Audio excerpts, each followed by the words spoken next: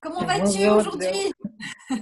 Ça va, ça va, ça va, ça va et Alors toi? Isabelle, moi j'étais en train de rigoler parce que tu me disais que tu avais très mal à l'épaule, hein, Ouais, et tu me racontais là, tu me donnais ta petite anecdote et j'avais envie qu'on la place tout de suite parce ouais, que ça fait le lien avec notre podcast précédent et puis en plus bah, c'est drôle quoi, enfin c'est drôle. c'est C'est drôle. pas si drôle que ça, mais vas-y. C'est drôle, mais c'est pas que c'est drôle, c'est que ça donne ça donne de l'espoir, on va dire. Voilà, c'est ça. Oui, alors bon, ben, comme tu sais, pendant cette période, j'ai eu la malchance de me choper un staphylocoque dans l'épaule suite à une piqûre, et donc je me suis fait une méga infection de l'épaule qui m'a bouffé le tendon, les muscles, etc. Donc j'ai dû me faire opérer en urgence pour nettoyer tout ça. Et ça me fait très, très, très, très mal. Et ça fait un mois que je souffre. Et c'est vraiment des douleurs, mais terribles, quoi. On a l'impression qu'on me déchire l'épaule. Et ouais, l'anecdote, c'est que je sais pas pour toi, mais moi, j'achète des bouquins et en fait, il y en a la moitié que je ne lis même pas, quoi. Elles sont fourrées dans mes étagères. Et là, en montant l'escalier dans lequel j'ai des petites étagères, mon regard se pose sur un bouquin que j'ai dû acheter, mais il y a des années, hein. J'ai même pas regardé d'ailleurs la date de l'édition. Et le titre, c'est Un jour, cette douleur te servira. Et je regarde ça à chaque fois, je me dis, eh bien oui, eh bien attendons de voir à Écoute, quoi ça m'aura servi.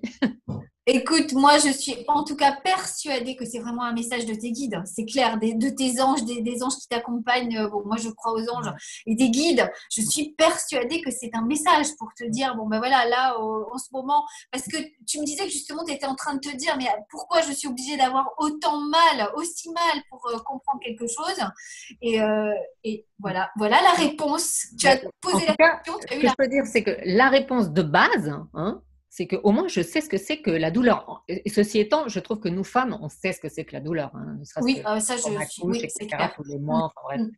on est quand même des super résistantes déjà à la base, hein. Euh, Oui. mais là, je peux dire que je connais la douleur poignante, ouais, qui dure comme ça, qui ne te laisse pas au repos. C'est comme, je pourrais presque la personnifier, tu vois, en faire une personne qui est constamment là en train de venir me taper dans l'épaule, tu vois, toute Ouais. la journée, toute la nuit, quoi. Oh, c'est terrible, hein. La douleur, c'est affreux. C'est vrai, c'est affreux. Donc voilà, elle Ouais, me servira à savoir ce que c'est, à comprendre les autres. C'est toujours pareil, hein. bon, bah, tu Plus nous on vit tiens au des courant, hein, Isa. expériences et plus on est dans l'empathie. Pardon? En tout cas, dès que tu auras la réponse, tu nous tiens au courant parce qu'on est toutes, on veut savoir. On veut Ah ben, savoir. voilà, c'est les étapes de la vie sans doute, hein. Enfin, je pense que toutes les expériences qu'on vit nous permettent de passer des seuils en fait, hein, qui nous permettent d'évoluer sur notre chemin, quoi. Alors, en tout cas, avant de poursuivre, je voudrais quand même qu'on se présente parce que mine de rien, on est parti sur les chapeaux de roue là aujourd'hui. Donc, nous sommes Isabelle et Joséphine. Ouais. Voilà, nous avons créé pourquoi je dis ce magnifique podcast pour parler de nous, mais pour parler de notre quotidien, mais aussi pour parler de votre quotidien, parce que finalement, eh bien, on a toutes le même, hein, on se rend compte. Alors parfois, on se dit, oh non, mais moi, là, ce que je suis en train de vivre, j'ose pas en parler, je suis la seule. Ben non, pas du tout, vous n'êtes pas seule, hein. On est toutes passées par là, on a toutes les mêmes angoisses, les mêmes peurs. Et donc, un jour, avec Isabelle, on s'est dit, mais justement, si on en parlait de tout ça, si on le partageait, il y a tellement de femmes qui se sentiraient soulagées. Moi, je sais qu'à une époque de ma vie, mais j'aurais adoré entendre ce genre de choses parce que personnellement, j'étais justement persuadée que j'étais, personnellement, oui, c'est ça, c'est ce que j'ai dit, que Mm. j'étais la seule Oui, à c'est être ça. folle, quoi, hein. Voilà, à partir dans tous les sens, à piquer des crises, alors que non, nous sommes Alors que non. nombreuses. Ouais, on se rend compte que ouais, ouais, on est très nombreux à penser les mêmes choses tout en se croyant totalement cinglés ou anormaux, quoi. Sachant que la Exact. norme, hein, ça n'existe pas, hein, en fait. Il faut savoir s'en libérer, hein, aussi, hein. Grand chemin. Alors, Alors, ben, moi, toi, Joe, enfin voilà, donc tu es Joe et tu t'occupes de faire pétiller les femmes. T'as oublié de nous dire voilà, ça. c'est ça. Alors, voilà, c'est ça. Donc, moi, je me suis formée auprès d'Arnaud Rioux, en même temps que toi d'ailleurs, et c'est là que nous avons eu la grande chance de nous rencontrer. Ouais. Donc, et là, maintenant, ensuite, bon, je me suis formée sur la relation à l'argent également. Et je m'occupe de femmes, je les aide, je les accompagne à retrouver ce qui pétille en elles parce que en vieillissant, eh ben, on est là, on a coché toutes les cases, pourtant on se dit, mais pourtant, attends, j'ai tout, mais je ne suis pas heureuse. Donc, qu'est-ce qui se passe? Eh bien, moi, je vous aide à reconnecter ce qui pétille en vous. Pourquoi je me suis sentie cette envie? Ben parce que je suis passée par là, j'ai connu toutes ces étapes, je me suis formée et j'adore maintenant vous accompagner. J'adore. Voilà. Et toi, Isa, tu es? Mais c'est vrai, c'est un vrai bonheur en fait, hein. Quand on a la chance de pouvoir travailler un peu sur soi et de faire de belles rencontres, on a vraiment envie d'aider, hein, les autres, hein, aussi. Oui, voir les autres repartir avec un sourire. Je dis pas qu'en une séance, on résout tous les soucis, certainement pas. Mais en tout cas, en une séance, tu peux faire beaucoup de choses, tu peux faire progresser beaucoup de choses. Tu peux remplir un puzzle, tu peux cocher des cases. Et ça, c'est fabuleux, je trouve. Tout à fait, tout à fait. Voilà, moi, je suis en Corse. Et toi, Isa, tu es où alors? Mais moi, je suis à Luxembourg, en voie de déconfinement d'ailleurs, et j'exerce donc la profession ou l'activité, ouais, je sais pas, profession, ça me fait bizarre, de sophrologue, et donc j'accompagne, donc accompagnatrice ou coach, c'est un terme, c'est selon. Le coach, c'est un peu galvaudé, mais bon, c'est un peu ça quand même.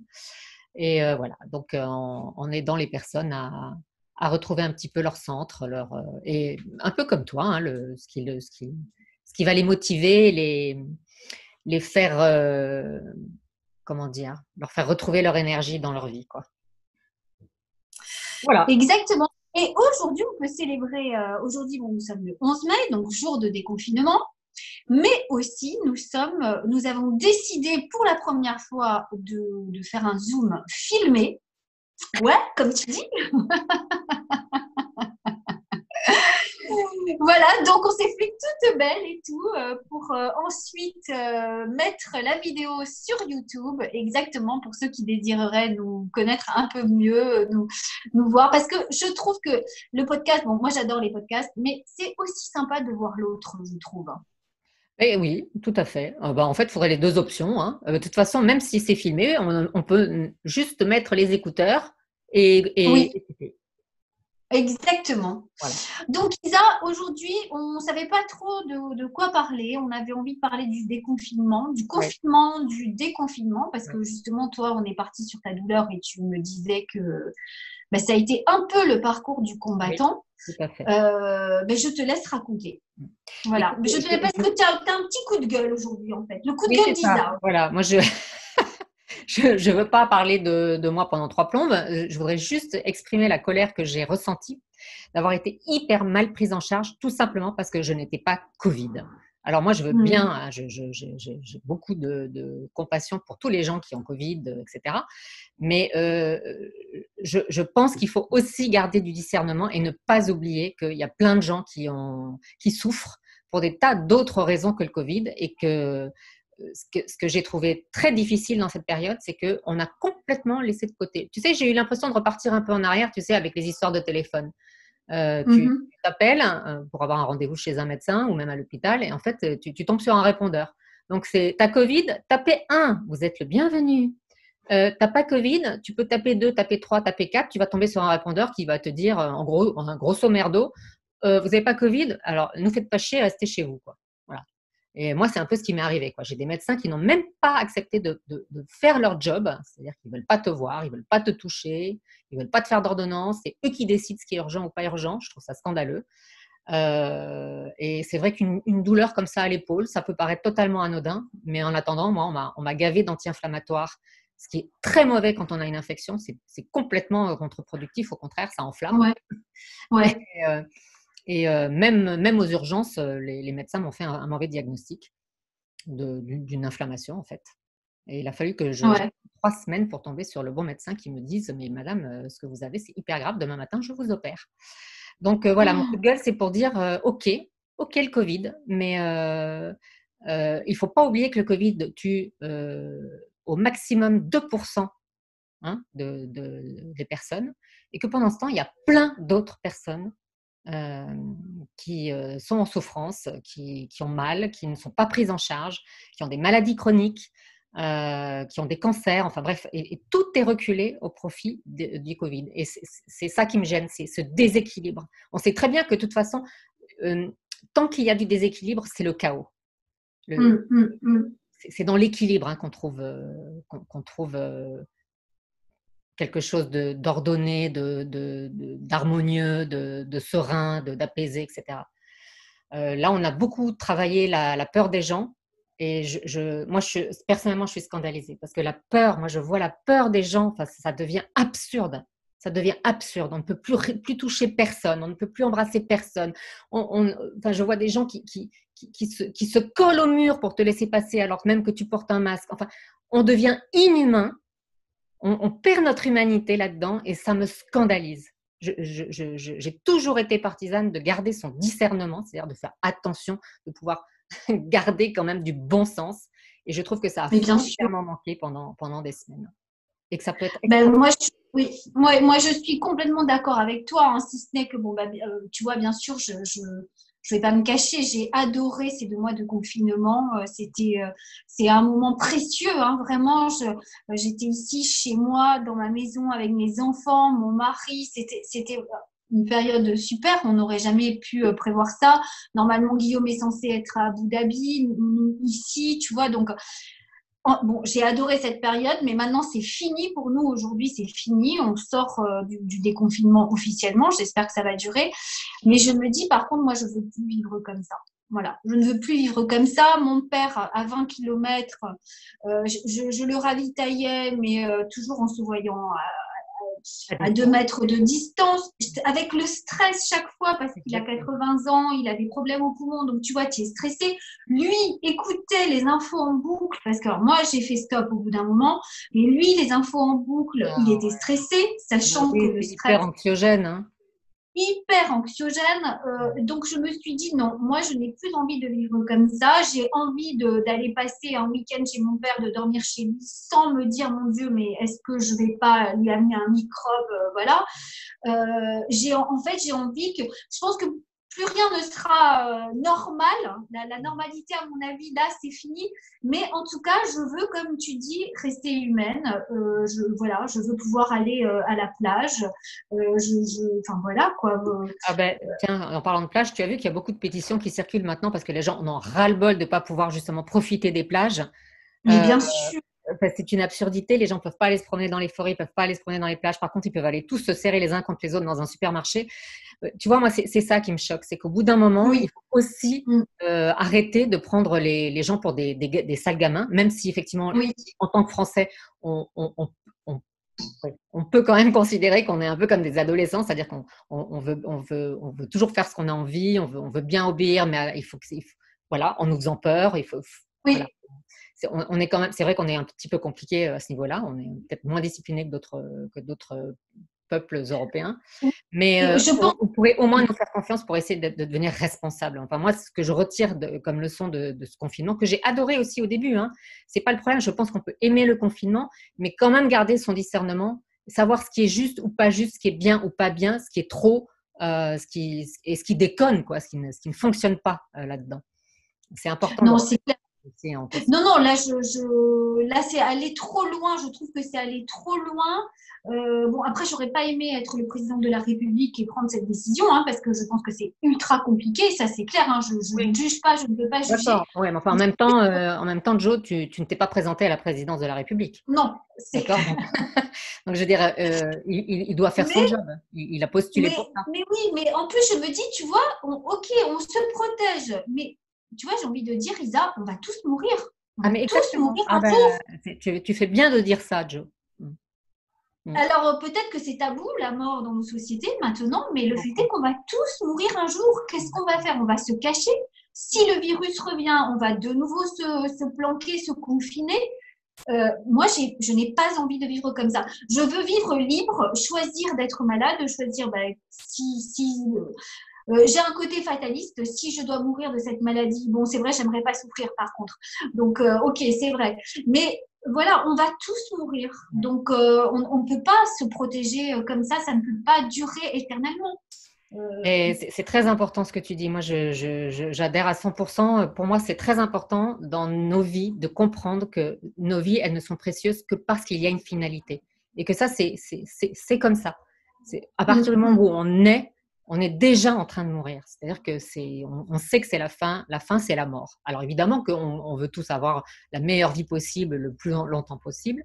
Mais là, dans ce confinement, moi, ce que j'ai constaté, c'est que en fait, euh, on a tellement peur de mourir, alors que, encore une fois, ça ne va pas toucher plus de 2% de la population. Donc, ce sont de toute façon des personnes qui sont déjà fragilisées ou qui ont déjà d'autres facteurs comment on dit, de morbidité. Donc, de toute façon, c'est issu de complications déjà au départ. Et en fait, en se protégeant, on cherche quoi? On cherche à être immortel? Mais moi, je ne veux pas rester enfermée chez moi, à ne pas vivre ma vie. Tout ça pour gagner quoi? Pour gagner du temps, pour faire quoi? Enfin, c'est Non, absurde. ouais, C'est ouais. absurde. Non, mais voilà, c'est ça. Alors, bien sûr, les hôpitaux n'avaient pas la place pour nous recevoir et tout ça. Donc, je comprends tout ça et je comprends voilà, on a fait attention. Bon, ben voilà, on a essayé de gérer au maximum, mais maintenant, ça suffit. Tu vois, ici, par exemple, mon fils, l'école de mon fils m'a appelé, de celui qui a 12 ans, pour me demander si j'étais disposée à remettre mon fils à l'école. Là, la semaine prochaine. Et je dis, ben oui, bien sûr. En fait, apparemment, j'étais la seule maman des 6e, 5e à avoir dit oui. Tu imagines? Donc, alors, bon, après, je ne juge personne parce que, voilà, on a tous un parent âgé qu'on veut protéger, on veut se protéger, on veut protéger nos enfants. Il y a peut-être des enfants qui sont asthmatiques, donc ils ont plus de. C'est OK pour moi, tu vois, mais je me suis dit, de toute façon, il faudra qu'on y retourne à un moment ou à un autre. Donc, Mais c'est ça, tu moi, peux j'ai. très bien protéger tes personnes âgées si les enfants retournent à l'école. On peut pendant quelques semaines continuer. De toute façon, on ne les voit pas. Oui. Donc, autant remettre les enfants à l'école et continuer à éviter de voir des personnes qui sont fragiles ou vulnérables et voir ce qui se passe avec le temps. Mais bloquer tout le monde, pour moi, c'est pas possible. C'est pas la vie, ça. Tout ce qui bloque va à l'encontre de la vie. Et c'est important, je trouve, de se sentir responsable de sa liberté. C'est-à-dire être libre, être à l'extérieur, déconfiné, et que chacun soit responsable. Ouais, ouais. Voilà. Je suis complètement d'accord. Et quand je vois certaines circulaires qui passent, alors après, c'est peut-être des fakes, hein, je ne veux pas dire que tout ce que j'ai lu est vrai, mais tu vois, là, je viens de lire une circulaire envoyée par l'Éducation nationale où ils disent que donc il faudra faire très attention, repérer, bon déjà, il va y avoir des délations, il va falloir repérer les gens qui ont la goutte au nez quasiment, et ensuite aussi repérer les gens qui peuvent être dans des sectes. Et alors, tu sais quel est leur critère pour repérer des gens qui sont dans des sectes? Ce sont des gens qui font des jeûnes, par exemple. Tu imagines? Alors qu'aujourd'hui, c'est reconnu de santé publique que faire un jeûne, ça peut t'aider. Il y a des cliniques en Allemagne, en France, on y arrive petit à petit. Il y a des cliniques en Allemagne qui sont spécialisées là-dedans, notamment pour les soins des cancers. Il y a encore, la semaine dernière, j'ai discuté encore avec 2 personnes, un couple. D'ailleurs, c'était très sympa parce que pendant le confinement, ils ont décidé un couple d'une 60aine d'années, ils ont décidé de faire un jeûne tous les deux. Pof, elle me disait, mais on n'a plus d'arthrose. C'est fini. Une semaine. Une semaine de jeûne. Une semaine de jeûne, tu vois, ça te motive quand même. Et là, on a une circulaire de l'État qui nous dit attention, faites peut-être partie d'une secte. Donc, tu vois, je me dis, bon, est-ce qu'on n'en profite pas pendant cette période pour nous imposer des choses, tu vois, pour nous faire passer des choses qui ne seraient pas passées avant. Bon, après, la théorie du complot, je ne veux pas rentrer là-dedans, hein, surtout que je suis très déconnectée des infos parce que c'est trop anxiogène pour moi. Mais voilà, j'ai quand même envie qu'on s'interroge, qu'on se félicite de sortir du déconfinement et surtout qu'on n'y retourne pas, qu'on soit libre maintenant. Voilà. Enfin, moi, Moi, j'ai envie d'être positive, en fait. Ce qui m'a beaucoup Pareil. émue, c'est de voir la peur dans le visage des gens. Je trouve ça terrible, en fait, de vivre comme ça. Oui, Euh, oui, c'est pas la peste hein, qui nous arrive. La peste, ça a tué, ça a décimé des populations. Euh, c'est pas le cas du Covid. Hein. Et vivre dans cette peur-là qui nous rend finalement méfiants, négatifs, qui nous fait juger l'autre tout le temps, je trouve pas ça correct. Je trouve non, pas ça non, du tout. Je trouve pas que ce soit respectueux de la vie. Euh, on doit se sentir responsable de soi et donc des autres, mais en restant libre, en restant positif, en étant plutôt oui, dans l'entraide, en étant oui, voilà, dans le respect. Et on s'en portera tous beaucoup mieux. Et on peut très bien aller se balader dans les bois ou sur des plages. Euh, on n'a pas besoin d'avoir nos plages interdites pour se protéger. Il suffit d'être mais, responsable, de respecter les mais distances. bien Ça sûr. peut faire que du bien. Mais bien sûr, évidemment. Mais là, je suis complètement d'accord avec toi. Alors, je me dis que bon, bah, ça doit bien faire un bon petit moment qu'on enregistre là. Donc, je me dis qu'on devrait peut-être finir, on va finir par une Ouais, petite note positive, en tout cas sur ce confinement, qui nous a quand même permis de nous recentrer, oui. d'aller plonger en nous, de vivre des situations familiales qu'on n'aurait pas eu l'occasion de vivre pour certains. Alors, bien sûr, je suis tout à fait j'ai une pensée profonde pour tous les gens qui ont perdu des membres de leur famille, qui ont connu la maladie, pour qui je suis consciente qu'il y a pu y avoir, il y a eu une progression de la violence. Voilà, donc attention, hein, je ne nie pas ça, mais en tout cas, pour ceux qui ont pu vivre pendant cette période, une période sympa, ben voilà, c'était quand même aussi une période sympa. Et bien sûr, j'ai une pensée pour tous les autres, ça c'est Tout à clair. fait. Il faut que le confinement, il ait servi à nous rapprocher de valeurs qui sont fondamentales. L'amour, Oui, le respect, la famille. Il faut oui. en prendre du temps La pour… planète aussi, protéger la planète, voir tout ce qui a Exactement. pu se passer de beau, voilà, que ça nous aide à ne plus consommer comme on consommait, que le tourisme de masse diminue, justement, ce fameux tourisme de masse. Voilà, qu'on aille visiter d'une autre façon, qu'on visite les endroits d'une autre façon, plus pour un week-end, même si j'étais la première à en profiter. Hein, ça, je dois bien dire qu'elle est hop, un petit week-end en Corse, on part le vendredi soir, on rentre le dimanche soir. Tu vois, voilà, mais bah oui, c'est être responsable de notre planète. Exactement. Très bien dit. Eh ben, écoute, je crois que là, ça a fait une super belle conclusion.